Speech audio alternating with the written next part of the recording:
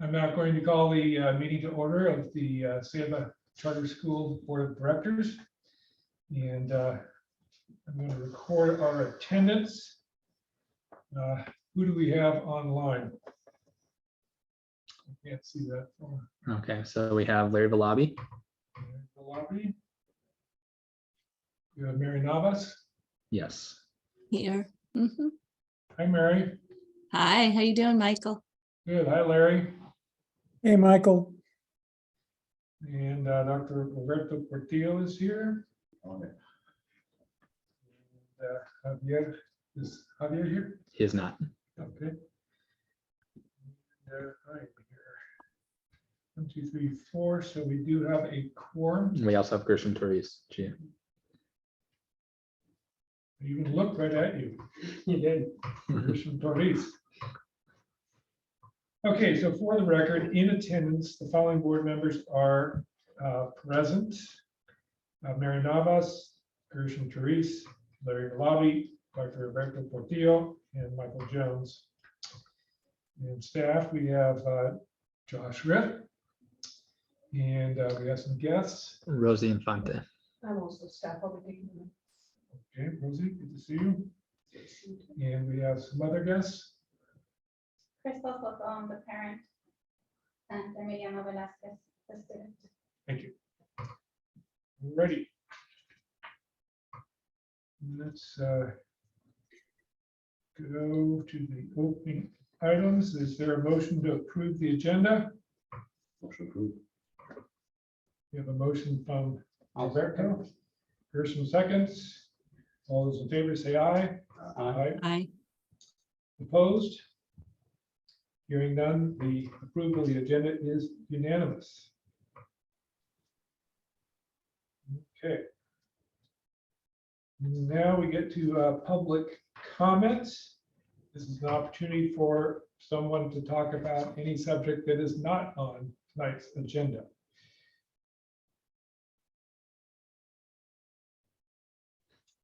Not hearing anything, so we will go beyond public comment on to closed session.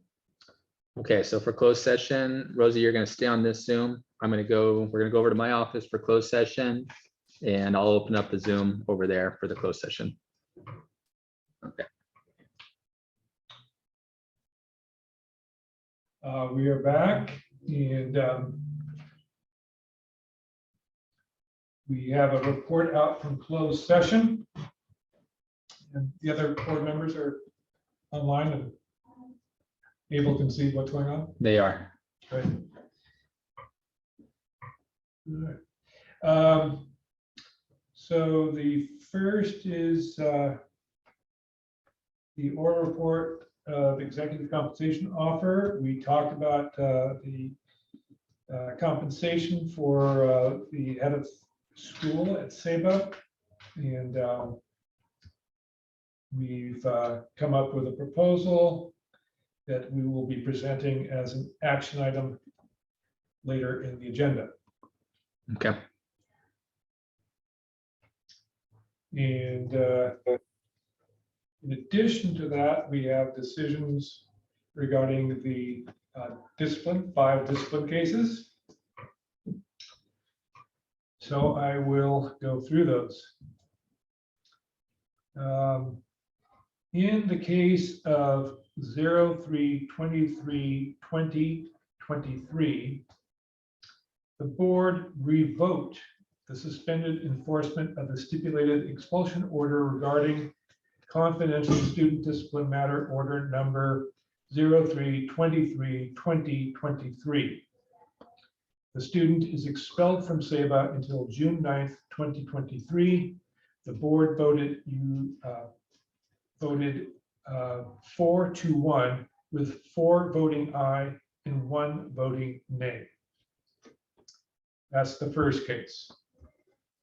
The second case, the board revoked the suspended enforcement of the stipulated expulsion order regarding confidential student discipline matter order number 03/24/2023B. The student is expelled from Ceiba until June 9th, 2023.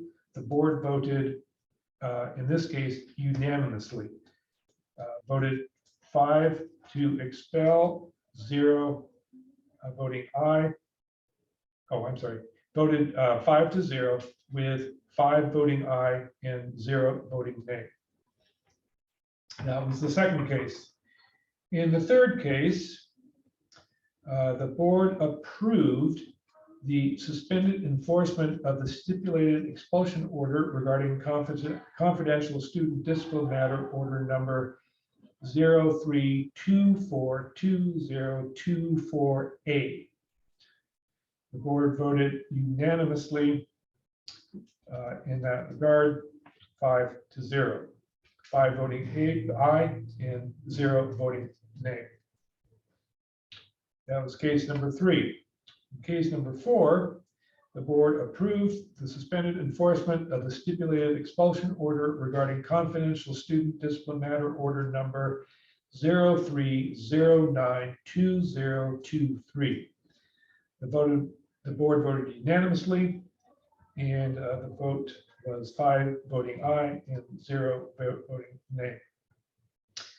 That was case number 4. In the 5th and final case, the board approved the suspended enforcement of the stipulated expulsion order regarding confidential student discipline matter order number 03152023.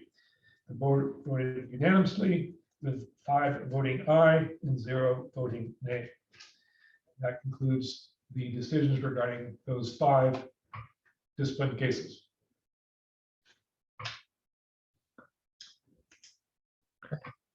So now we're going to move on to reports. And first up for reports, we have Ken from DMS, and he's going to share out the February Delta monthly update. Ken? Yes, good evening, everyone. My name is Ken Park. I'm with Delta Managed Solutions. We are a financial services firm for Save at School. And tonight I'll be presenting DMS monthly update as of February 28th, 2023. All right, the next page, this is a summary narrative page, which I will be going over tonight. So we can just go to the next page. Okay.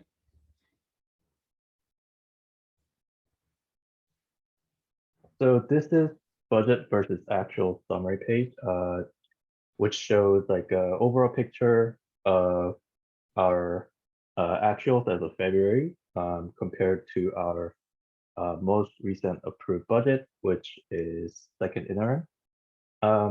Overall, everything seems to be on track. It is where we expected to be. We are at about 67% of the fiscal year. Like I mentioned, everything is on track. There is one thing I wanted to highlight, which is on the next page. So let's go to the next. So this shows the budget and actual detail, which is essentially the same numbers, but it is broken down more in detail. So one thing I wanted to highlight, or I guess it's also an update from our last meeting, which is object code 8096, which is in lieu of property taxes.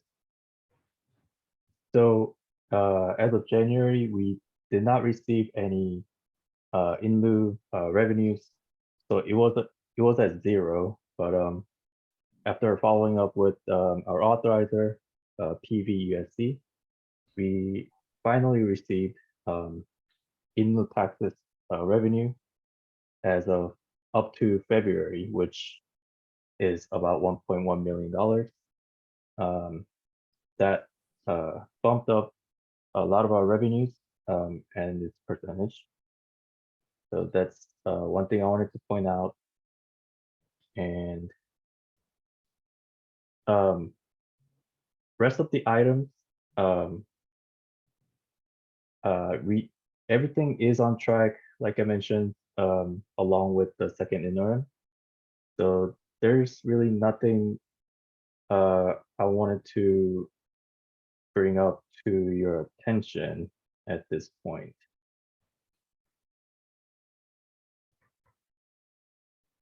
All right, we can go to our next page, which is monthly cash flow statement. Okay.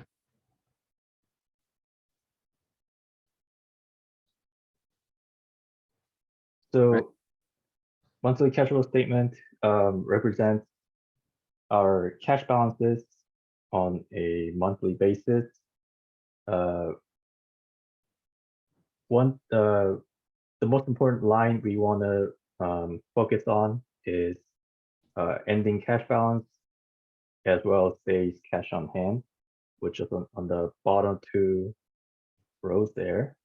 So it looks like as of February 28th, we have about $4 million in cash, and that is about 186 days cash on hand, and it is projected to increase up to $6 million at the end of this fiscal year, which is about 281 days cash on hand, which in my opinion, is a very strong cash position. As Paul or I mentioned before, anything that's over 90 days cash on hand is considered financially viable in an organization. So in terms of cash balance, so I think we're looking pretty good there. Okay, you can go to the next page. So last but not least, this is our balance sheet, and this basically shows the like a snapshot of our financial status as of February 28th, 2023. As you can see, our assets are around $8.3 million, and liabilities are $1.3 million, which in my opinion, is a very strong status financially. This is a very good ratio there. So yeah, and that pretty much concludes my presentation. Are there any questions? I had a question, Ken, just on the income statement. Yes.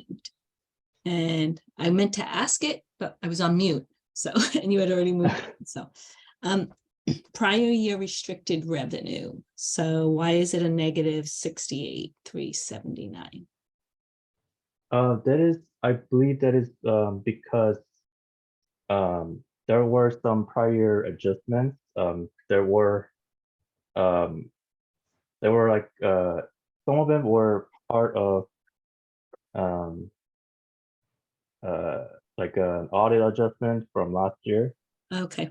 We recently concluded our 2022 audit, and there were some adjustments to be made against Object Code 8019, as well as there were some revenues that were accrued. There was some over or under accrual on the revenue side, so we had to how do I put this? We had to clear out over or under accrued revenues. And put that under object code 8019, which showed, I guess in this case, the debit balance of 68K. You want to just give the overall, so we had a conversation about this. We're gonna have the audit come up here in a little bit, but we received federal grants and those grants were classified one way. And then the auditor said that while that was allowed, they wanted to see it classified in a different way. Does that sound accurate, Ken? Yes, that is accurate. And do you want to go into detail of how the two ways to classify the grants were? Do you recall that, or? I recall those were one-time revenues. Mhm. From my recollection, those were ESSER funds, I believe. They probably were. yes, it was ESSER funds and educator effectiveness, I want to say. There should have been taken in as a revenue from last year, but we accrued it under AR, so we did have to make an adjustment Mhm. at the end of 21-22 fiscal year. So that is reflected in the 8019. Kind of interesting that they wanted you to do federal funds, but put it under an 8019 resource, not object rather. Given that that's not the 82 numbers, 81 and 82 represent federal. So it's just kind of interesting. That's where the auditors, but I yes. totally understand that piece. I do. Yes, my apologies. So the federal funds did go to other federal revenue, but Okay. there were it was actually the EPA funds and Yeah, because there was an adjustment with EPA. I do remember that. Mhm. yes, it was the hold harmless LCFF and EPA adjustment calculator that came out later in the year, so we had to Mhm. make any adjustment and put that under 8019. That is Okay. correct. Thank That you. makes sense. Yes. Okay, thank you. Okay. Any other questions regarding the February Delta monthly update? Nope. Okay. Thank you, Ken. Thank you, Ken. Thank you. Thank you. Thank you. Okay, we'll now go on to the head of school report. All right. Get back to my Zoom here.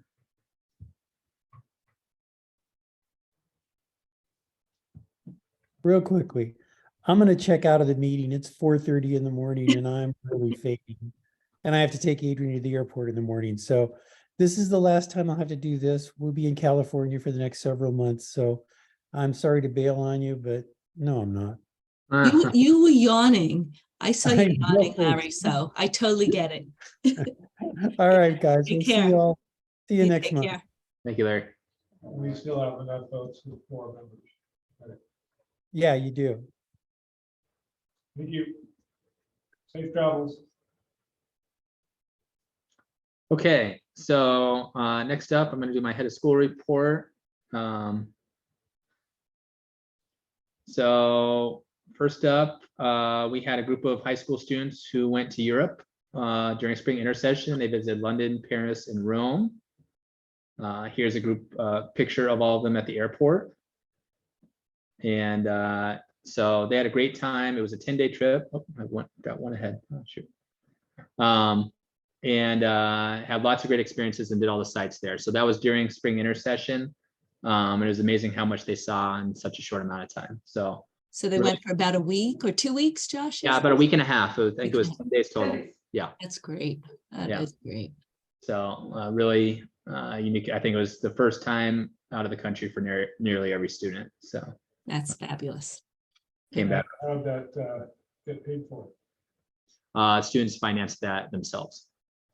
So how did the idea for the trip come about? Family brought up the trip and they said that they wanted to do a Europe trip. Who said they wanted a Europe trip? The Students? Saba High School students. I know when my daughter went abroad for the first time, it completely changed her. She came back so different. That's great. And for the better. Mhm. That's great. So is the trip available to all students Anybody that wanted to sign up for it, yes, and pay for it themselves? correct. Next trip that we had was a group of students who went to Ventana Wilderness, which is in the Big Sur area. And it was 8 students along with 3 staff members. This trip was free to all the students. We had 8 students sign up for this, and this occurred also during spring intersession from March 31st to April 2nd. And they got to hike and go into, sorry, one second. Come on. There we go. I got to hike through Big Sur, see some water features, campfires, as well as hike in some caves in the area. So this group of students that had both middle school and high schools having a really great time. So I just wanted to update the board about that. Then the third trip, or third item I wanted to update the board about was there was a King City track meet on Saturday, April 1st. We had 12 students participate and they did a great job there. So there's some photos there. We're hoping maybe 1 or 2 of them might qualify for CCS, and their last meet is next week. So we'll find out after that. Were they participating as SABA students? It's the SABA track and field team, And what grade levels? grades 9 through 12. Great job. Then we also, Utilities. Start track as well as basketball. I don't know about start track. and we also had middle school boys volleyball and high school boys volleyball, and they're out there playing on the small turf area. They have games April 18th and 20th, and middle school boys have April 18th, 25th, and 3rd. It's been exciting to have middle school sports for the first time at SABA this year. And so you can see there's been a great turnout just looking at the number of 6th, 7th, and 8th grade boys on the left-hand side there, as well as the high school. We've never had high school boys volleyball. It's not, it is a SABA team, but we're not officially sanctioned through Pacific Coast Athletic League yet. We hope to have that be officially sanctioned next year. So to be like an official member and compete in all the regular games. So the games that you see here for the boys on the 18th and the 20th are just exhibition matches. For the middle school, we are officially part of the league, and so we'll compete against other middle schools in Watsonville. Who coaches the volleyball team? Sandra Gutierrez, along with the SABA alumni, Maya Carisalas, Person's battery just died. died. Now you have to look at Alberto's.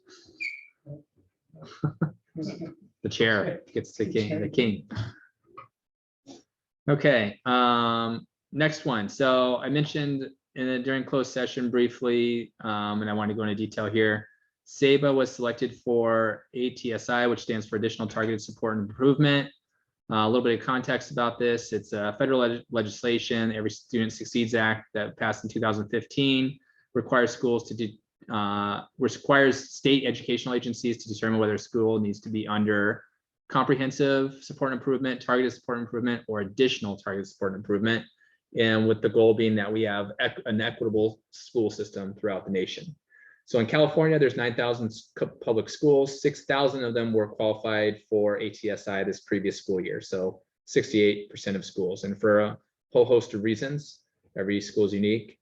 Schools that meet the criteria for ATSI must collaborate with their community to come up with a plan to address whatever made them qualify for it. And there is no funding available for ATSI.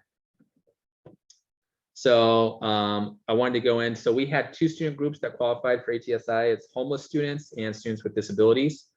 And so essentially a homeless student is defined as a student who lacks a fixed, regular, and adequate nighttime residence, is sharing the housing with another person, lives in a motel, hotel, trailer park, or shelter.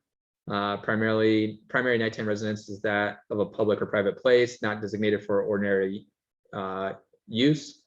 Living in cars, parks, public spaces, abandoned buildings, substandard housing, bus or train stations or similar settings, or migratory children. And all of this is from last year, but we did have an increase in the number of students who would qualify for this homeless designation after the pothole flooding that occurred earlier this semester. How many students is that? 85. And so additional support improvement. So like I mentioned earlier, there's 3 types of ESTA support, and SEBA qualifies for this ATSI. So it's and they look at subgroup performance in academics, EL progress, which stands for English learner progress, chronic absenteeism, grad rate, suspension rate, and college and career preparedness. And the identification frequency for ATSI is every 3 years, whereas for comprehensive support improvement and targeted support improvement, it's every year annually. So the groups, so how the California State Agency, which is the California Department of Education, determines eligibility for these 3 categories is the dashboard. And so I've got SEBA's dashboard on the screen here. And what you'll see is that we have some highlights. We have a high graduation rate, 98 to 100% each year. We have a high performance of our English learners, meaning they're making progress according to the LPAC exam that's administered annually. We have what's low performance in ELA and math, but that bothers me because we're right at the state average. I'll go into that in a little bit more detail. So I feel like that should move up to yellow, which is the next color up. Chronic absenteeism was higher. We've always been pretty good with attendance. Most schools are experiencing a lower or chronic absenteeism because of the COVID rules where you had to quarantine for 10 days should you test positive. But the reason we're qualified for ATSI was our suspension rate. And so I'm going to talk a little bit more about that in a moment. The subgroups that are reviewed are, there's 8 race and ethnicity subgroups: Black, African American, American Indian, Asian American, Filipino, Hispanic, Pacific Islander, white, and 2 or more races. And then 5 other subgroups: English learners, homeless students, socioeconomically disadvantaged. Schools determine that by the free and reduced lunch application that families complete each year, foster youth, and students with disabilities. And so the 2 student subgroups that qualified were homeless students and students with disabilities. So going a little bit further into this, SEBA's subgroup suspension rate across our 5 groups. So we have English learners, they were at 11.2% last year. Hispanic students were at a 9.5% last year. Homeless students were at 9.5, socioeconomically disadvantaged 9.1, and students with disability was sort of at 15%. The statewide suspension rate overall is 3.1%. The reason that only those 2 subgroups were noted for ATSI and not the rest is because there was other performance indicators that were not in the very high range. So it could be English learner progress or absenteeism or their ELA or math scores that would make them not be qualifying for ATSI, if that makes sense. That's what I'm indicating on this slide here. Any questions about that? No. I just had a quick question. Does also the number of students testing, did that, because you're supposed to have like 95% students testing, and I don't know if that is exactly the same for charter schools versus traditional schools. And when you don't have that 95%, generally you don't get test scores. So I'm just wondering if that played in to any of this. We only had 2 students not test last year, so we were able to meet that threshold. Okay, But that is a good question. That's something we're always want to keep our eye on. So thanks for bringing that up, Mary. okay. But basically, what it all comes down to is we need to reduce our suspension rate. It's currently at the very high level, which is greater than 6%, and we need to bring it down into this high level, which is 3 to 6% overall. And so you can see our subgroup rates there. Obviously, the state or the CDE has identified our homeless and students with disabilities subgroups as the focus areas. But if you look at all of our areas, all of our subgroups are over that 3 to 6% category. So basically what SEBA needs to do is figure out a way to reduce our suspension rate. I already talked about that. So the state outlines a plan. We have to begin with the data: who's suspended, what are the common reasons for suspension, what are the common precursors for suspension, look at resource inequities. Do we have inequities in funding, tech, teacher experience, instructional time, interventions? Look at evidence-based strategies. So it could be school policies, classroom management procedures, relationship building, community partnerships. Allocate funds if appropriate. So this is going to become part of our LCAP, which we'll talk about in a couple months here. And then track progress with objective measures. So fortunately for this, it's really clear. We can track very closely how many students are suspended in any given time interval.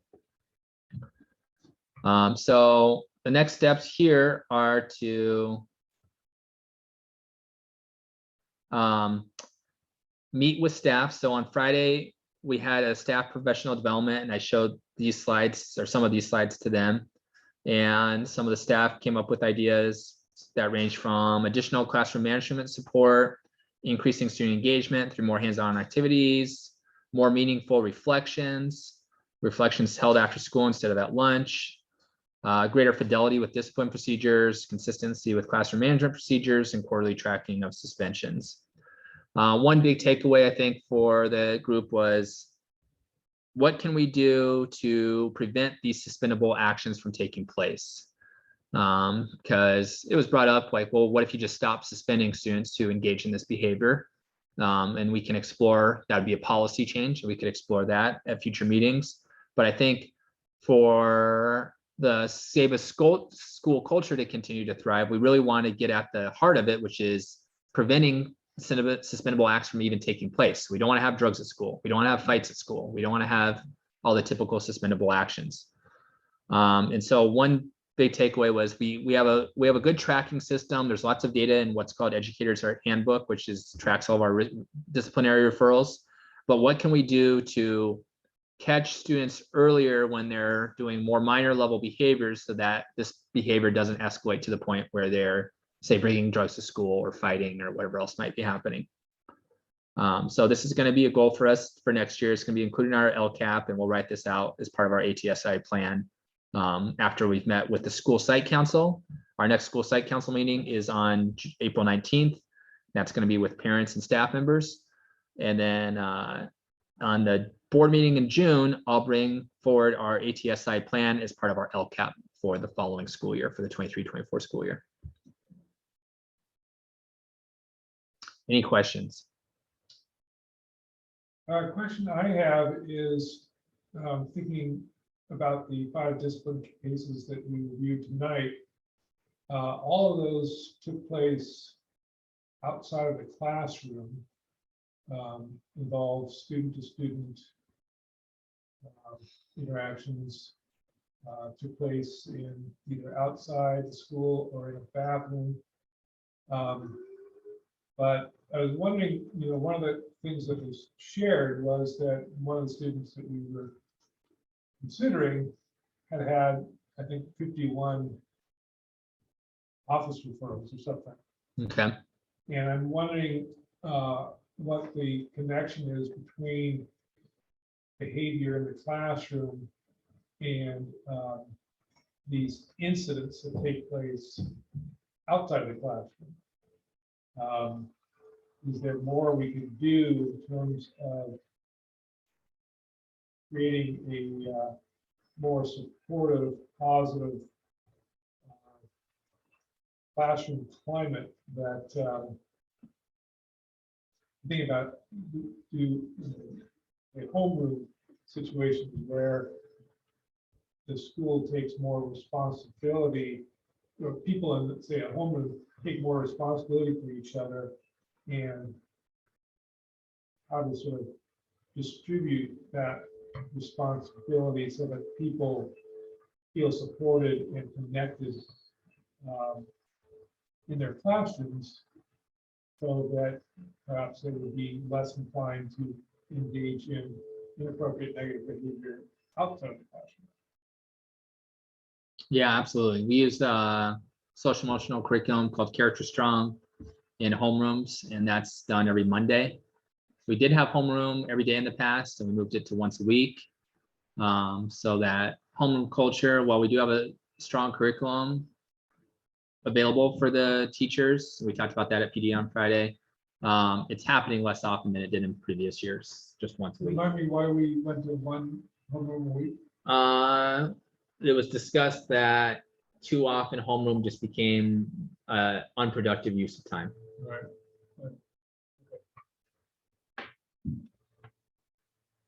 I think that for a lot of these kids, it's that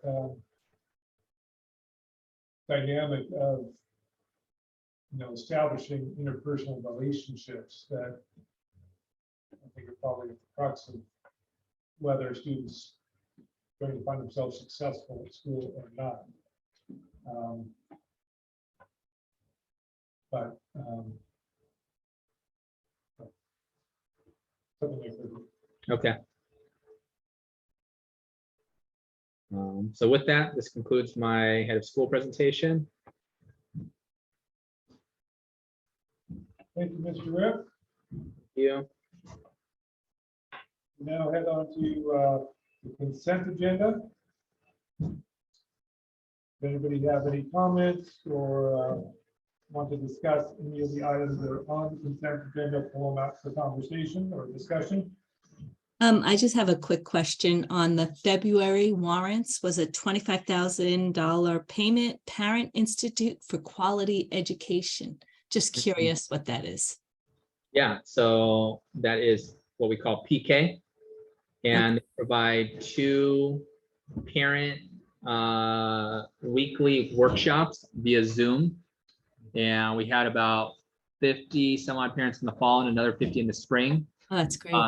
The first one, they talked about social emotional supports for students. And then the second one, they go to the ins and outs of preparing their students for college. So like what GPA is and SAT and financial support. Mhm. And it wraps up like the last Thursday, they had a Zoom meeting with me and they got to answer questions that came up for them as they went through the course, but that's what it was. Oh, great. Thank you. Uh-huh. Any other questions or comments regarding the consent agenda? Hearing none, can I have a motion to approve the consent agenda? Well, I can't approve the February, March board meeting minutes because I wasn't there. So do we have a quorum to? No. approve? No? So you may want to pull those for the next meeting. Okay. So that's E and F. E and F. So we're going to pull items E and F off the consent agenda and move them to May. May. And we're going to need to have at least five board members present in order to approve it, since Mary can't be one of those people, right? Correct. If we had done it before Larry left, it would have been okay. If he was We'll blame it on Larry there. enjoying himself over in Spain. The nerve. All right, so we're pulling items E and F off the consent agenda. The remaining items, is there a motion to approve those? So moved. Mary motioned and Roberto seconded. All those in favor say aye. Aye. Opposed? Hearing none, the motion passes unanimously, which now takes us to action items and the Save Public Schools audit. Okay, so if you remember back to December, when we typically have 2 board meetings to review and then approve our audit from the previous school year, our auditor, CLA, Clifton Larson Allen, was behind in completing their audit work, and they requested an extension, which you approved in December, extending out to March 31st. At the end of March, they provided the 21-22 audit to us, and I'm pleased to share that SABA did not have any audit findings in the audit. So 0 audit findings. It was a clean audit, and that was reported to the county and the state and our authorizer, as well as our board chair, Michael Jones. So That's the first page everybody goes to. It's the last page. To see if there's findings, so, yeah, exactly. yeah. That is true. So we feel fortunate about that, and hopefully we can continue that into the future. So With approval. On having 0 audit findings. Mhm. That's a worthy goal, and you hit it this year. Is there a motion to approve or accept our 2022-2023 Save Us Public Schools audit? So moved. Second, Thank you, Gershon. We have a motion second. All those in favor say aye. Aye. Opposed? Passes 5-0. Unanimous. 4-0. 4-0. I'm sorry. Okay, moving on to J13A, request for allowance of attendance due to emergency conditions. I suspect that's an outcome of the chaos from the atmospheric rivers in March. No, I guess on March 14th. That is accurate. Yeah, it was on March 14th. We made the decision to close the school. We made that decision after or with knowledge that multiple roads around the Watsonville were closed.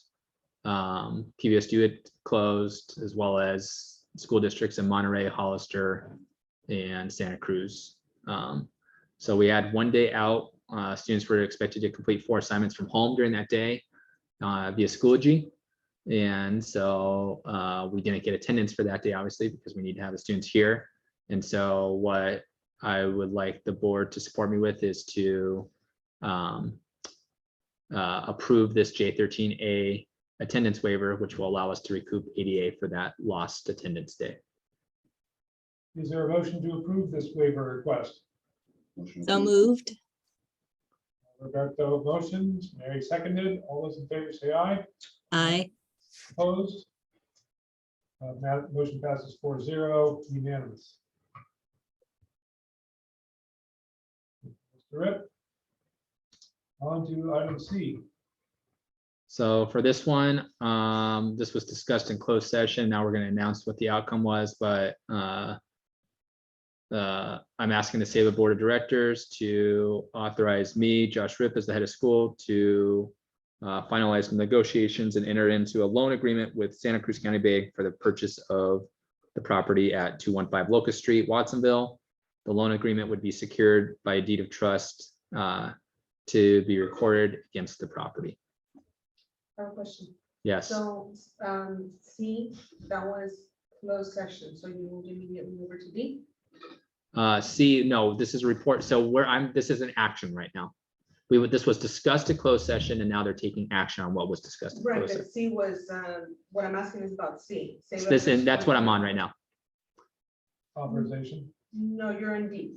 No, D is head of school employment offer. Oh, okay, well, Raquel switched them on me here. Oh, okay, all right. We are too. Okay, Mr. Rip, for the record, do you want to make a comment regarding the correspondence we received today that might have a bearing on this matter? Yes, so SABA was notified today that we are a party to litigation between that was a suit made against the city of Watsonville over CEQA violations, as well as some other procedural violations that the attorney felt their attorney had occurred. And while we're not named as the defendant, we are named as a party to the lawsuit.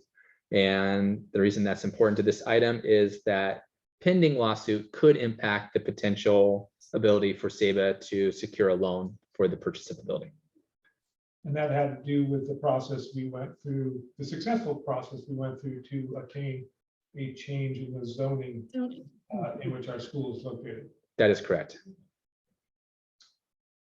Okay, is there a motion to give Mr. Rip the authorization to proceed or to finalize these negotiations and enter into a loan agreement with Santa Cruz County Bank?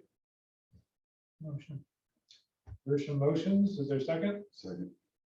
Roberto seconds. All those in favor say aye. Aye. Opposed? Hearing none. Vote is unanimous 4-0. On to D, SABA head of school employment offer. And I'll take that. So in closed session, we consulted the compensation study of similar schools in the Bay Area, and with an eye towards adjusting the compensation for our head of school, Mr. Rip. And what we came up with is the following.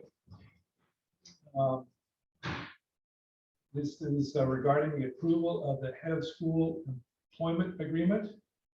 I am required by law to indicate prior to any vote on the head of school employment contract that the agreement has a term of 3 years, beginning July 1st, 2023, and ending on June 30th, 2026. And it provides the following: a work schedule of a minimum of 234 days annually. Second, a base annual salary of $180,000 for the 2023-2024 school year.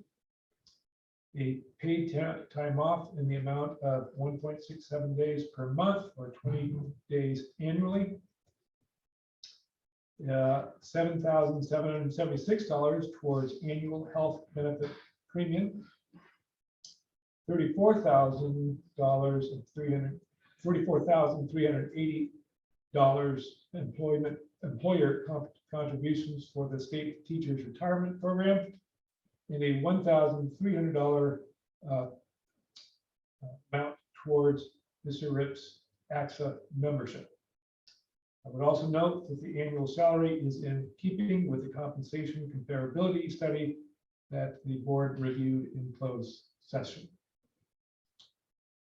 Do I have a motion to approve this compensation package? So moved.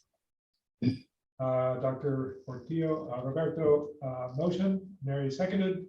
All those in favor say aye. Aye. Opposed? Hearing none, the motion passes unanimously 4-0. And I'd like to make a comment, Mr. Rip, that the board is very grateful for your exemplary performance this year under very trying circumstances. You've got lots of obstacles to climb over that unfortunately have nothing to do with the education of our students. We have all sorts of challenges in that area as well, but you've handled all those challenges with aplomb and an even keel, and we feel that you're being highly effective in that role. And again, we're very grateful that you're our head of school. Thank you, Michael. Thank you. All righty. Moving on to closing items. Items for the next board meeting. You want to talk about the retreat in May? Yeah, absolutely. So I'd like to host a board retreat in May, specifically May 13th at 9 a.m. And we talked about this previously, but I'd like to see if everyone would be available to attend that meeting that day. We would go over Brown Act training because we're obligated to do that, as well as discuss upcoming challenges that SABA needs to address moving forward, including the ATSI that I discussed, and probably property negotiations, and how to continue to make our program at SABA the most effective for our scholars. Mr. Rip, I think that at the annual retreat, it's imperative that we have all board members attending. Okay. So would you please communicate with, or actually, I guess I have their contact information now. I will communicate with the board members that are not present tonight and make sure that they're able to commit to May 13th at 9 a.m.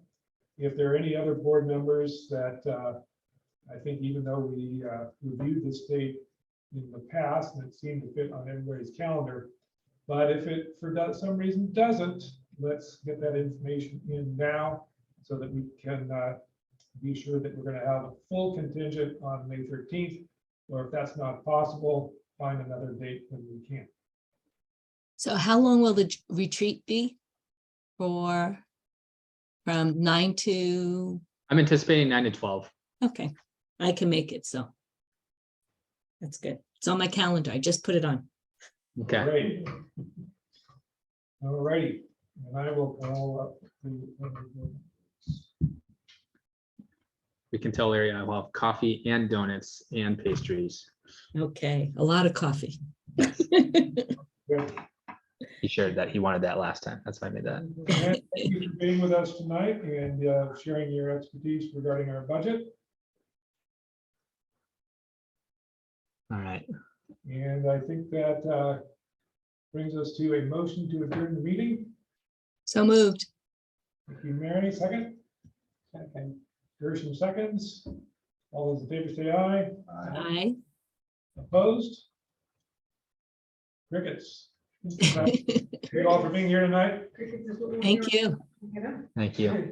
Thank you. Take care.